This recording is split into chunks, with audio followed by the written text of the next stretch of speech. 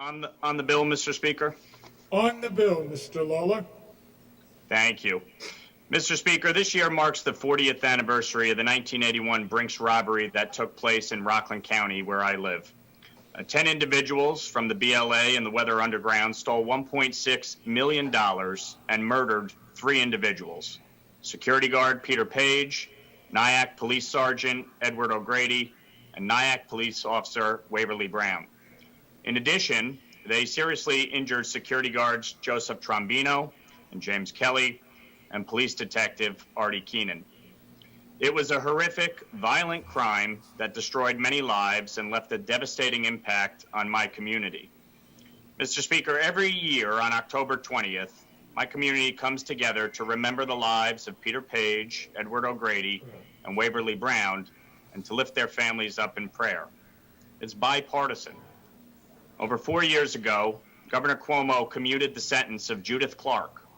And 2 years ago, she was released on parole. That Judith Clark would be given the right to vote after participating in the death of 2 police officers and a security guard is not only shameful, it's a slap in the face to the families who lost their loved ones that day. This year also marks the 41st anniversary of the rape and murder of 16-year-old teenager Paula Bohabeski of Pearl River, where I live. On October 28, 1980, 16-year-old Paula Bohabeski was walking home from her job at the Pearl River Library when she was stalked, attacked, raped, and murdered by Robert McCain and Richard LaBarbera. McCain dragged Paula into the backyard of a house on Main Street, struck her in the head with a chunk of concrete, beat her, tried to assault her sexually. His partner in crime, Richard LaBarbera, also tried a sex act. And when Paula showed signs of life, he stabbed her repeatedly. Paula suffered painfully during her attempt to escape, but died beaten, stabbed, and dehumanized. The medical examiner expressed that the brutality was amongst the worst he had ever seen. Paula died in a pool of her blood, returning home from her job at a local library. And to this day, there has been no repentance or apology from the killers. In 2019, Richard LaBarbera was released on parole and subsequently violated that parole within 2 weeks. He went back to prison and then was released again on parole last year. Robert McCain is up for parole this June. Are these the kinds of people we really want to give voting rights to? The kinds of people we want determining the laws that govern our society? I ask every member of this body, should someone who raped and killed a child with her whole life ahead of her have the right to cast a ballot? Or should we, as a legislature, admit that there are some criminals who don't deserve the right to vote until their sentence is complete? And yes, when you are on parole, that's part of your sentence.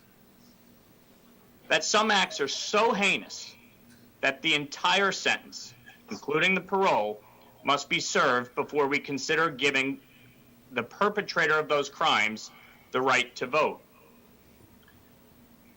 I've introduced legislation called Paula's Law, which would make it so that anyone who sexually assaults and murders a child under the age of 18 is never eligible for parole. That's common sense. That we would even consider giving that person the right to vote is absolutely abhorrent. So this is a simple plea for common sense. I urge my colleagues to reject this bill and amend it to recognize that there is a difference between low-level nonviolent drug offenders and someone who rapes and murders a child. There's a difference. Some crimes are just too much. And the fact that this bill does not recognize that is scary. We have a parole board that could care less. I appreciate the sponsor saying that, well, we leave it to the parole board to decide. Well, we've seen what this parole board is deciding. They're letting everybody and anybody out of prison under the guise that, well, it's better for them to be rehabilitated on the outside than on the inside. Some people just don't belong back on the streets. Raping and murdering a child should be one of those crimes that we say, you know what, you don't belong back on the streets, let alone have the right to vote. You know, this body passed cash bail several years ago and had to come back and fix it because of the list of crimes that people were being released with cash bail.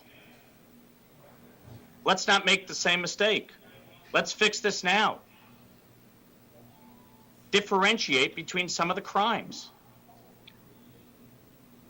And finally, let me leave you with this.